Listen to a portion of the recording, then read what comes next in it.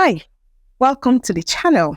In most cases, international students in Canada have two goals. One is to complete their studies, and two, apply for a post-graduation work permit or the PGWP to gain Canadian work experience that might qualify them for permanent residence in Canada. The PGWP is an open work permit that allows you work for any employer in any province in Canada. The number of years for PGWP is dependent on the number of years you studied in Canada. A one-year study program will most likely result in 1 year of PGWP, and a 2-year study program will most likely get you a 3-year PGWP. But with the recent changes in Canada study policy, master's students who studied a 1-year program will now get a 3-year PGWP, which is just awesome.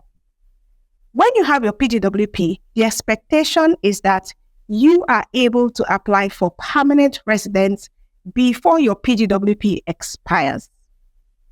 What I want to say next is very important.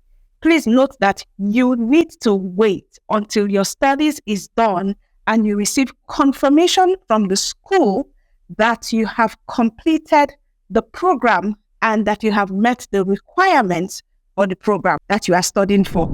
Also, you should stop working the day you officially receive your academic transcript or completion letter from the school. You can continue to work once you apply for a PGWP and receive the confirmation of submission from RCC. You have up to 180 days after you graduate to apply for a PGWP, and please make sure that your study permit has not expired when you do apply. There are many routes available for you to apply for permanent residence after you receive your PGWP by first gaining Canadian work experience.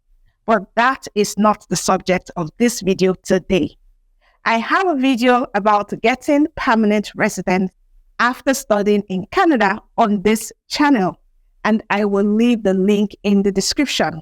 If you want me to do a more detailed video about getting permanent residence after studying in Canada, just leave a comment. And if I get enough of you asking, I will definitely do the video for you. Today's video is actually for those whose PGWP is expiring soon and they are yet to apply for permanent residence. It is also for those who just got their PGWP approved and would like to qualify for permanent residence ASAP. Sadly, you cannot extend your PGWP if it expires. You only get it once in a lifetime. So if you plan to study another program after the first one, it's best to do so before applying for PGWP. If your PGWP expires without you applying for permanent residence, you may be in some tight corner. So please try as much as possible not to get yourself in that corner. Truth is, many people get into this situation. Their PGWP expires and they are yet to apply for permanent residence. Remember, you just need to apply for PR. You don't need to have gotten the PR. So the question is, what options do you have if you find out that your PGWP may expire before you get the chance to apply for PR? Maybe you don't even have a job yet, or you don't have a qualifying job, or you don't qualify for any permanent residence routes. By now, you are probably panicking. You can't sleep. You're losing your mind. What do you do? Well, first of all, relax. Everybody stay calm. Everybody stay calm. No need to panic. There are over 1 million international students in Canada, and most of them actually transition to a PGWP and hopefully to permanent residency. You have to be calm to get the best out of this situation, okay? In this video, I want us to look at what options may be available to you and what you can do within the few months you have left on your PGWP. The first thing I suggest is that you try to get a job with a labor market impact assessment, or the LMIA. This would allow you to apply for a closed work permit that will allow you work for that particular employer and hopefully will eventually get you enough points for permanent residence. How does it work? The steps involve your employer as much as it does you. So this is something you can present to your current employer just in case they are not aware. Approach your employer and say something like, I need your help. My PGWP is about to expire and I will lose my work permit and I cannot continue to work here. I would like to appeal to you to help me apply for an LMIA so I can continue to work for you. Now, hopefully you are a great employee and the employer is thinking, oh, sure, you are a great employee. I want to continue to have you on board. How do I do this LMIA stuff? Wow, that's one bridge crossed. This here is the process you can explain to your employer. I reiterate, these steps are for your employer and not you. Step 1, confirm a job vacancy cannot be filled by Canadians or permanent residents. Step 2, advertise the job across various Canadian platforms for at least 4 weeks. Step 3, submit an LMIA application to Employment and Social Development Canada or the ESDC with proof of job ads, offer details, and processing fee. The employer needs to pay about $1,000 at the time of making this video to apply for the LMIA. Step 4, ESDC assesses the impact of hiring a foreign worker on the Canadian labor market. Step 5, if approved, the employer receives a positive LMIA, indicating a foreign worker is needed. Step 6, you now use the positive LMIA to apply for a work permit. And finally, a positive LMIA supports your eligibility for permanent residency under specific immigration programs. Note, however, that an LMIA is generally required for each specific job position rather than for each individual employee. This means that if an employer needs to fill multiple vacancies for the same job position with the same terms like the same job duties, location, and wages, a single LMIA application may cover multiple foreign workers. You can see this is a process that the employer needs to be heavily involved in, and the employer pays for the LMIA. It is highly recommended that your employer does this process with a consultant or an immigration lawyer, as it is easy to misunderstand something and make an irreversible mistake that may lead to a refusal, and you don't want that. The reason why I outline the process is so you can explain it to your employer in case they don't know how to go about it. Apart from getting an LMIA, the second thing that I would recommend is the Atlantic Immigration Program, the AIPP. Now, this is especially great for those who studied in Atlantic Canada, that is Nova Scotia, PEI, New Brunswick, and Newfoundland. And this can be a direct pathway to permanent residency. Even if you didn't study in a school in the Atlantic region, you can still apply for the AIPP. Let me explain how it works. The AIPP program works through partnerships with designated employers and the provincial government in the Atlantic region. These employers are actively seeking talented individuals to fill job vacancies that they couldn't fill locally. First, you need a job offer from a designated employer in one of the participating provinces. Next, you apply for permanent residency through one of the program's streams. That's the Atlantic High Skilled Program, the Atlantic Intermediate Skilled Program, or the Atlantic International Graduate Program. Once you've gotten your job offer and you meet the program requirements, you could be on your way to becoming a permanent resident in as little as 6 months. So, like I said before, even if you didn't school in those provinces, if you can get a job offer from the designated employers, this could be a great route for you. Normally, you need 1 year of work experience for this process. But international graduates in Atlantic Canada have a fast lane. They can shortcut the experience, as getting a permanent full-time job offer alone is enough to initiate the process.